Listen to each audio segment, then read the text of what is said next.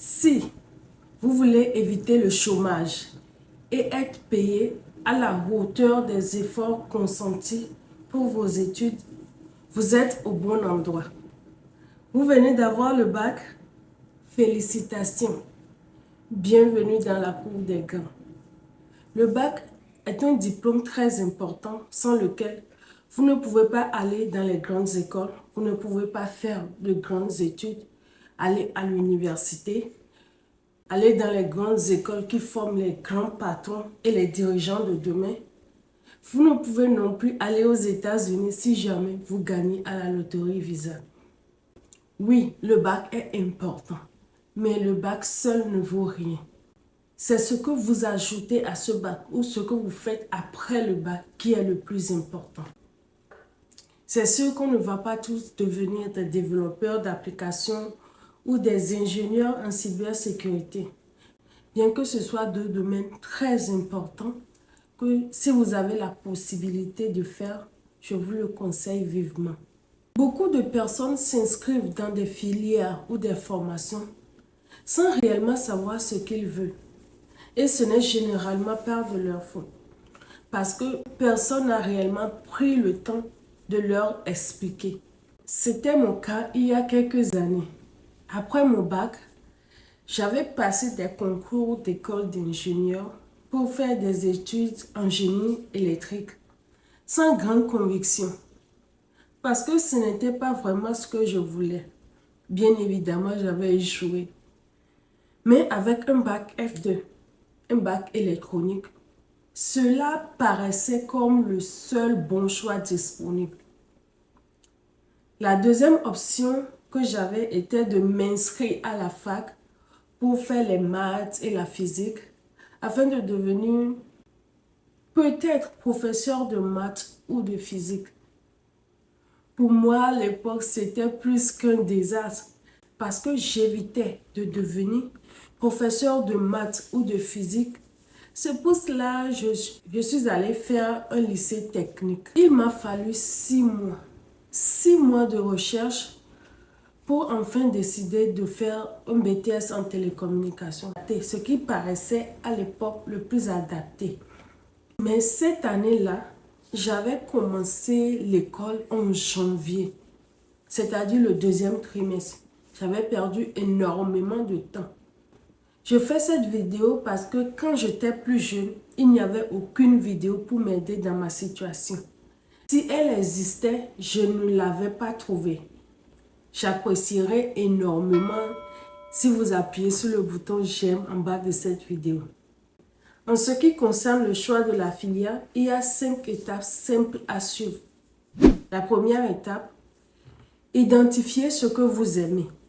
Vos centres d'intérêt, faites une liste d'au moins 8 choses que vous aimez, sans penser forcément à votre carrière, juste des choses que vous aimez faire. La deuxième étape serait d'identifier vos forces et faiblesses. Qu'est-ce que vous aimez faire et que vous le faites bien? Et ce que vous aimez faire, mais que vous faites le moins bien. Soyez honnête avec vous-même sur vos compétences réelles, afin de savoir ce sur quoi vous devez travailler. Si vous n'aimez pas les maths, n'allez pas vous inscrire dans un cycle d'ingénieur. Cela ne vous aiderait pas. N'hésitez pas à demander à des personnes que vous connaissez et qui vous connaissent très bien afin de faire cette liste. La troisième étape serait de définir vos objectifs pour l'avenir. Qu'est-ce que vous vouliez faire? Quel style de vie vous vouliez mener? Voulez-vous devenir un chef d'entreprise, créer votre propre entreprise? Voulez-vous devenir un cadre dans une grande boîte? Vous devez prendre le temps de réfléchir à cela. Parce que si vous n'avez pas un objectif clair et défini, vous risquez de tourner en rond sans réellement progresser. La quatrième étape serait de faire des recherches sur les filières qui correspondent à vos objectifs, vos compétences et vos centres d'intérêt. Assurez-vous que ce soit des filières en demande. Des filières qui continueront d'être en demande dans un futur proche ou lointain. Il est aussi important de savoir si les personnes qui font ce genre de boulot sont heureux dans leur travail. Vous devez vous demander si ces personnes aiment le travail qu'ils font. Cela vous donnera une idée de l'environnement dans lequel vous allez évoluer plus tard. Je conseillerais à tous une filière soit en informatique ou soit dans le domaine de la santé. Ce sont les deux filières qui offrent les meilleures opportunités en termes de poste et de salaire.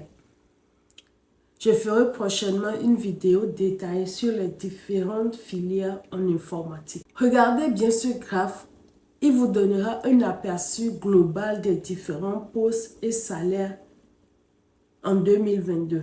Vous pouvez utiliser ces différents sites pour mieux vous renseigner. La cinquième étape et la dernière serait de contacter des professionnels qui font déjà le boulot que vous aspirez à faire. Posez-leur des questions, poliment bien sûr, à quoi ressemble une journée typique dans leur boulot, quelles sont les difficultés qu'ils rencontrent dans leur boulot. Si c'est possible, demandez à les aider dans leurs tâches quotidiennes un certain moment afin d'avoir une idée du métier de l'intérieur. Après avoir suivi toutes ces étapes, vous devez être en mesure de faire le bon choix de filière et de carrière pour votre futur. Mais si après avoir suivi ces différentes étapes, vous ne trouvez toujours pas votre voie, ne faites simplement pas d'études supérieures. Il y a tellement d'autres alternatives pour réussir dans la vie que d'aller perdre et du temps et de l'argent dans des études que vous n'aimez pas. N'oubliez pas de cliquer sur le bouton j'aime, de vous abonner pour recevoir mes prochaines notifications, mais surtout de me laisser en commentaire des idées de vidéos que vous aimeriez voir sur la chaîne prochainement. Merci et à la prochaine.